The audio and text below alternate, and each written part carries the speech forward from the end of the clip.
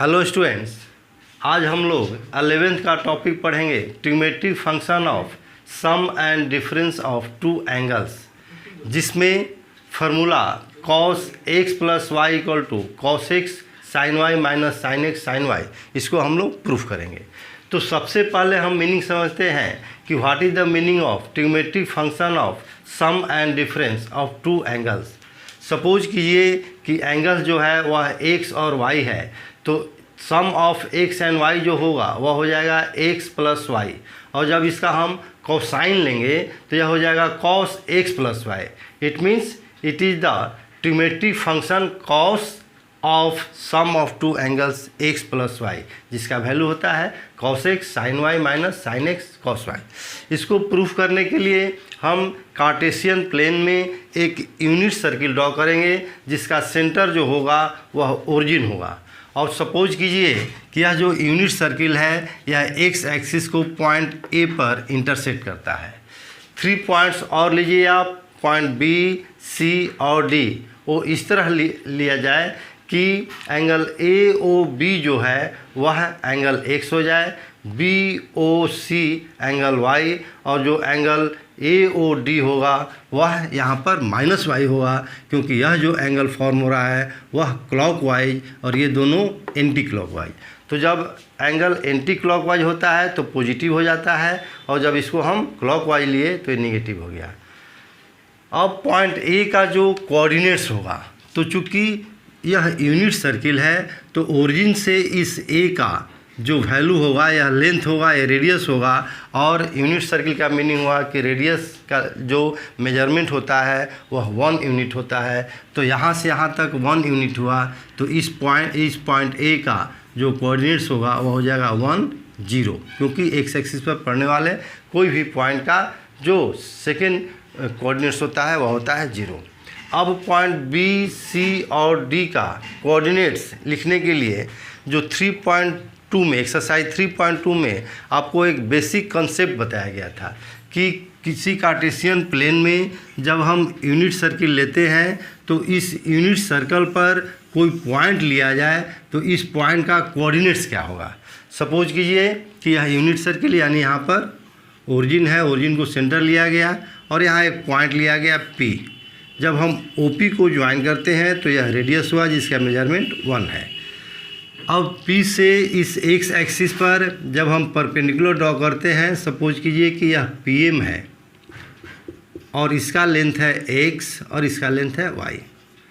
तो यह जो लेंथ x हुआ और ये y हुआ, और ये सपोज कीजिए कि एंगल थीटा है, तो इससे ट्रायंगल POM में, जो कि राइट एंगल ट्रायंगल है, यहाँ पर जब हम cos थीटा लेंगे तो cos थीटा जो होता है बेस बाई हाइपोटेनस, यानी x बाई 1 जो कि x हुआ, और जब हम साइन थीटा लेंगे तो sine theta perpendicular by hypotenuse यानी y by 1 equal to y हुआ।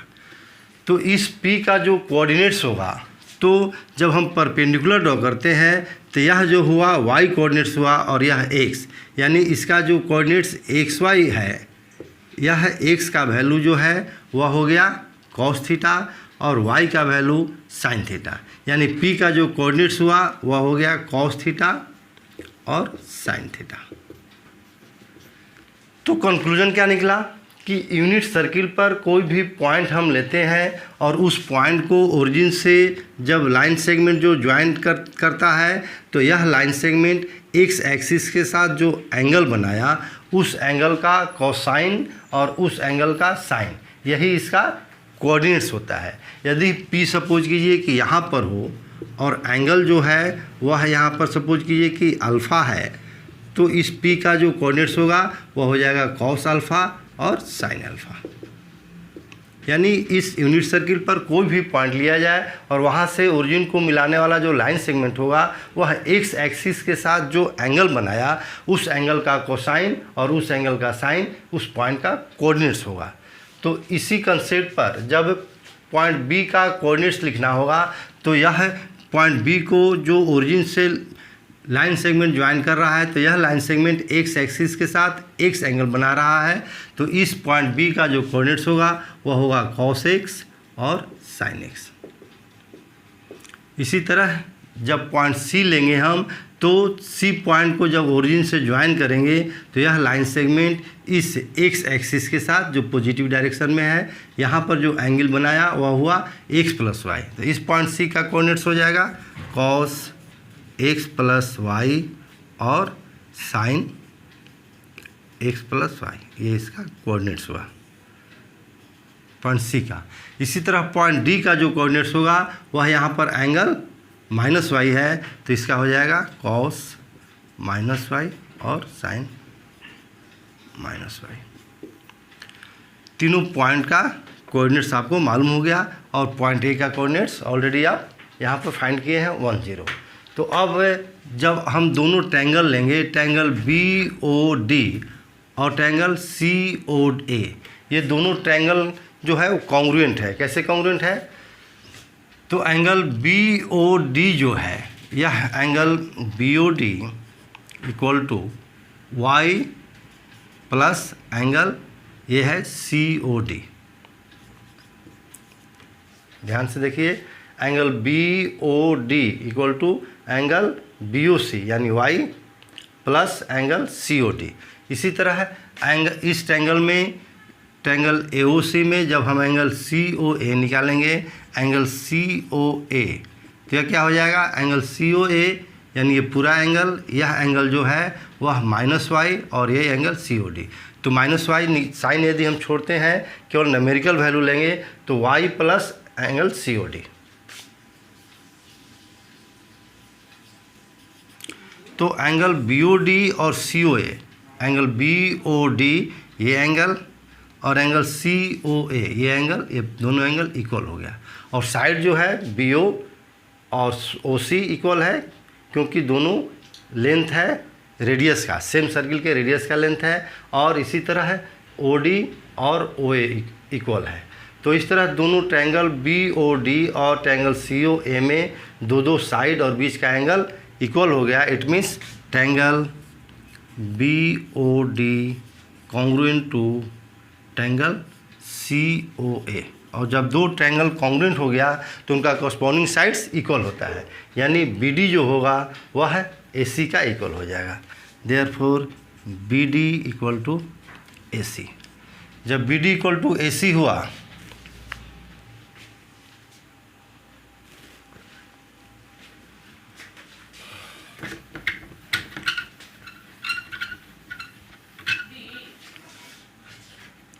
जब B D equal to A C हुआ तो दोनों तरफ स्क्वायर कर देंगे हम। Therefore B D square equal to A C square.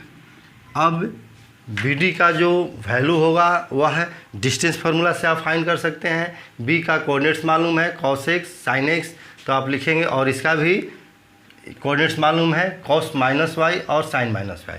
इसको आप फार्मूला पर यूज करके लिख सकते हो। कॉस माइनस वाई यानी कॉस वाई हो जाएगा, cos minus theta equal to cos theta होता है, और sine minus theta equal to minus sine theta, तो इसका हो जाएगा माइनस साइन वाई। इस पॉइंट, ये जो पॉइंट डी है, डी का जो कोऑर्डिनेट्स है, अब वो कोऑर्डिनेट्स ए हो गया। तो डिस्टेंस फार्मूला से इसका वैल्यू क्या निकालेंगे हम? Cos x minus cos y, cos x minus cos y whole square, x two minus x one और plus y two minus y one, यानी sine x minus minus sine y plus sine x minus minus sine y, तो plus हो जाएगा sine y का whole square equal to, अब यह जो side है ए सी स्क्वायर, तो ए सी का भी हम डिस्टेंस फार्मूला से निकाल सकते हैं। यह हो जाएगा cos x plus y minus one, cos x plus y minus one whole square plus y two minus y one, यानी sine x plus y minus zero, तो जीरो का तो कोई वैल्यू है नहीं, तो क्या हो जाएगा sine x plus y, sine x plus y का स्क्वायर हो जाएगा। और इसको हम तोड़ेंगे तो यहाँ हो जाएगा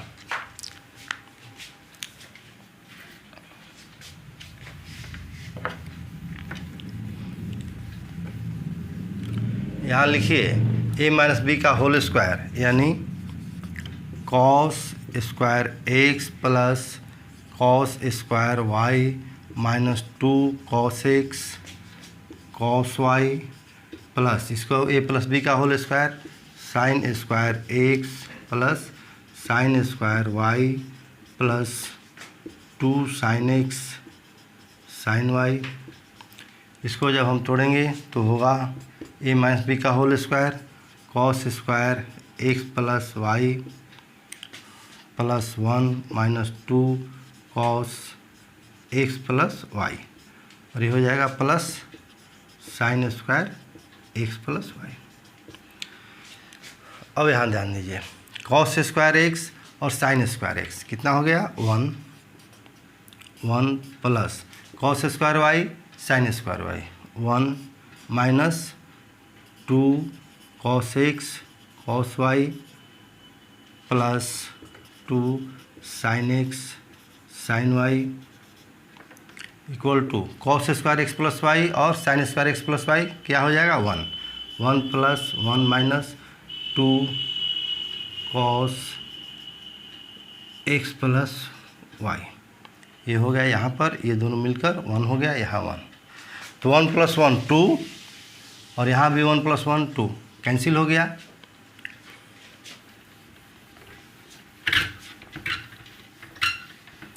अब यहाँ पर आप लिखेंगे और